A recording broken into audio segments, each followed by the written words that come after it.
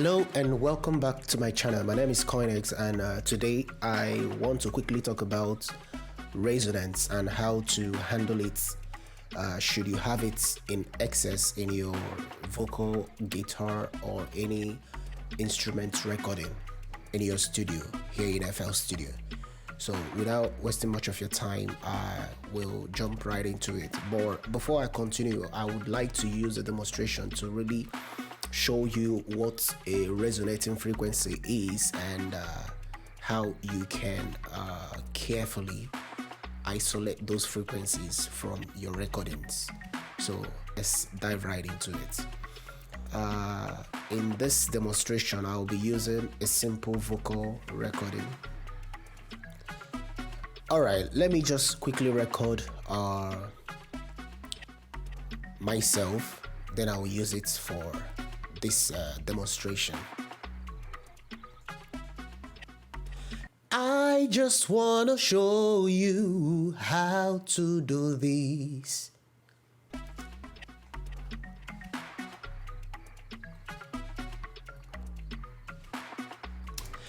I just wanna show you how to do this.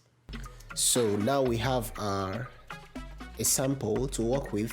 Please never mind the crazy label.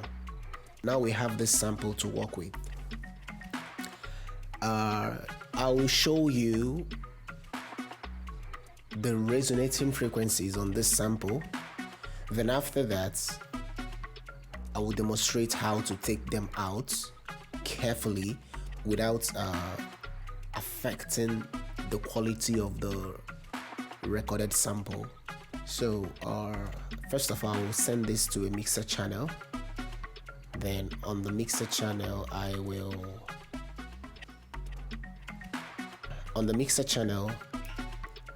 insert just the Pro Q3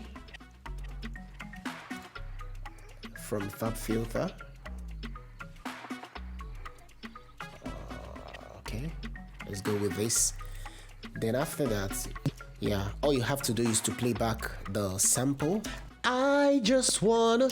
Then after that, you just pick a point on the EQ, reduce the Q, and while you're playing, you swipe through all those harsh kind of tone you get that appears a little bit harsh are the resonating frequencies. Like I said, sometimes it's a good thing depending on what you want to achieve, and sometimes it affects the quality of the sound. It's in a way hinders it from sitting right in a mix, and sometimes makes the vocal recording a little bit harsh. So let's have a listen. Now,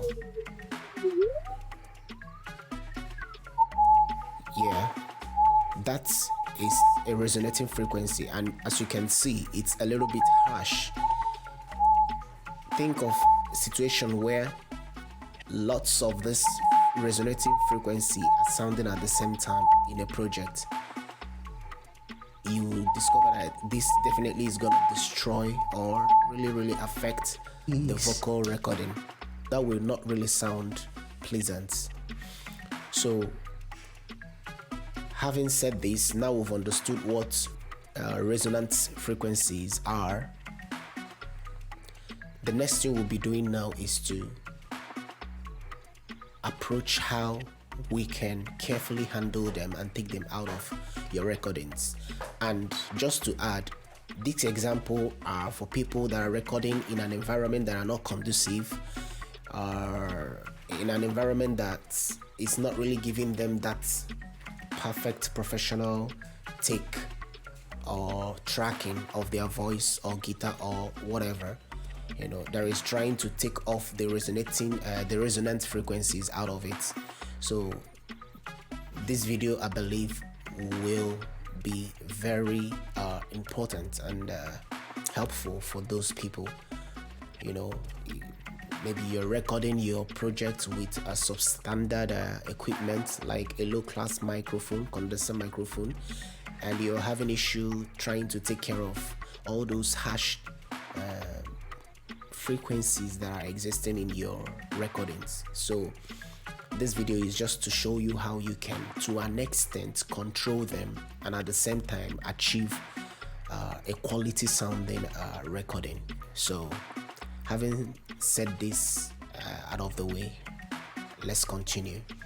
So what I usually do is, after sending it to a mixer channel, I go straight to get this plugin, Auto, under Meld Productions. I go for Auto Equalizer. When I get that, it's just simple. All you need to do is just to follow what I'm doing.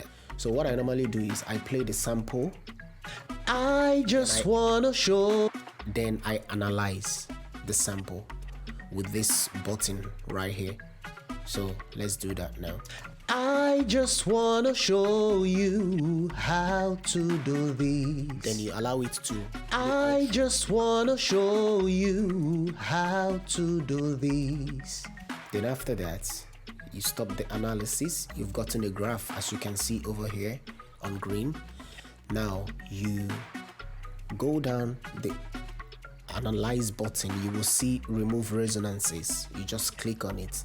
Now it's gonna give you a couple of resonant frequencies that are existing in your recording.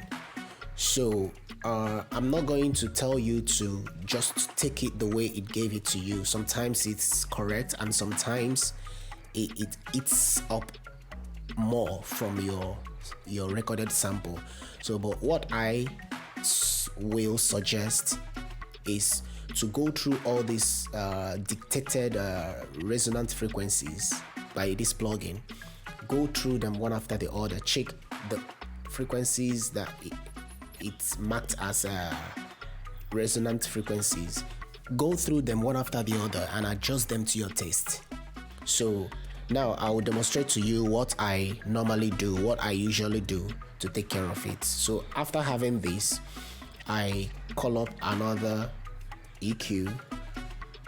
I call up Fab Filter, Pro Q3, Pro Q2, depending on the one you have.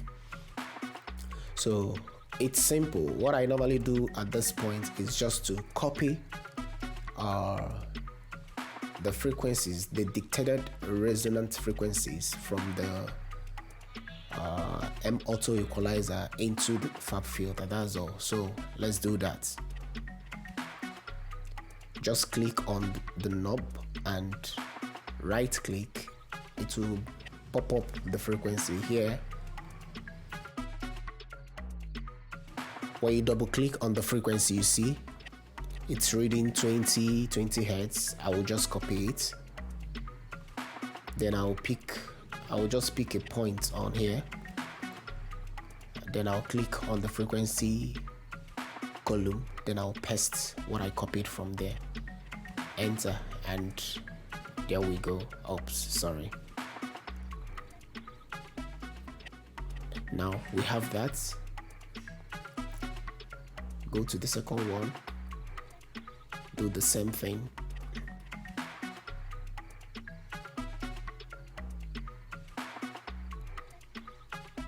Come back here, double click, paste it in. So I'm gonna quickly do the remaining, then I'll get back.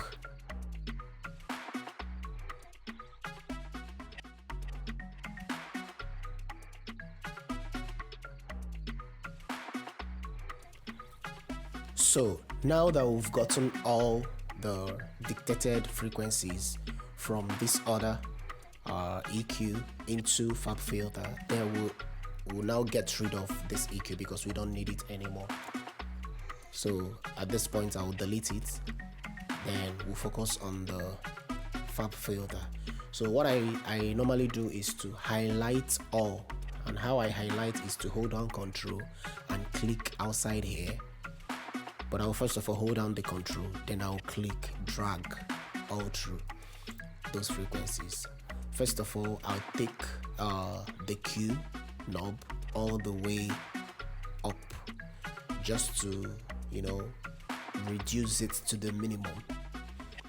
Then after that, I go through the frequencies one after the other. What am I checking? I want to make sure that all of them are shaped as a bell.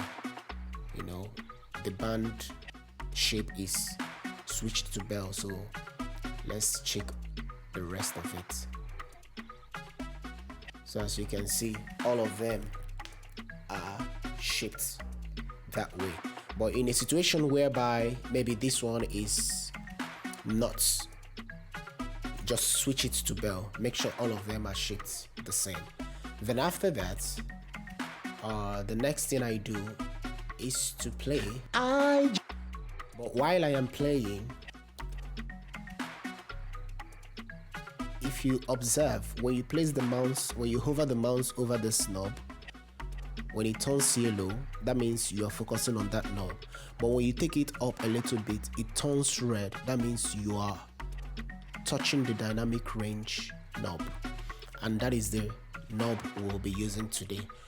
We just hold it and drag it down, as you can see. But it's not really doing what I want, so I'm gonna take it back and make sure all the frequencies are highlighted.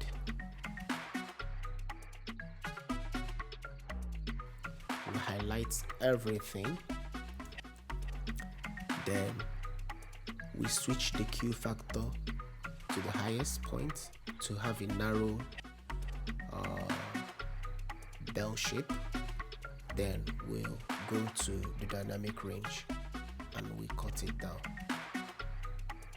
You see, so what is actually doing is, whenever the vocal is playing, it's dynamically controlling only those resonant frequencies, you know, that are above the set threshold from the dynamic range you've already set with this plugin. So let me show you what is really happening. I just wanna show you how to do this. So as you can see, it's pulling them down. Whenever those frequencies surfaces, it will call it down and go back to normal, and only comes in again and triggers in again whenever those frequencies get to the certain level you set on the threshold. I think with this approach is better, because at this point it's only affecting those resonant frequencies that are not pleasant, that are not wanted on your vocals. And once those frequencies disappears, it lifts the entire vocal and comes in again once those frequencies are trying to shoot out, you know, a little bit more. So the last thing I normally do when I have this done is to go to the individual resonant frequencies and have a lesson to understand what exactly I'm taking out or pulling off from the recorded vocal. So let's have a listen. I can't really hear anything because this is 20 hertz, which is way low. So let's go to this. As you can see, I believe you can hear that if you're on headphone. The kind of, you know, sound, which is not necessarily needed. But the funny thing is, you will not know that all these frequencies are existing, and you will be, you know, doing your thing. But at the end of the day, you'll be fighting, trying to understand why your vocal or your guitar sample or whatever it's not really obeying the instructions you're given with your compressor, your EQ, and all that, to fit into the mix. But with this, I believe this is a more advanced way to take care of all those problems. So, just to recap, this method actually is to help control the resonant frequencies that are affecting the texture or the tonal quality of your recorded sample, and at the same time, not destroying the texture or the quality of your recordings. So, having said all this, I hope this little quick tutorial will help someone out there. Should you're recording with a substandard equipment that is creating more resonant frequencies in your recordings, or you're recording in an environment that is not really conducive and not properly treated acoustically. So I hope this technique, this simple technique, will help you take care of all those problems when it comes to controlling the resonant frequencies in your recordings. So anyway, keep making music, keep practicing.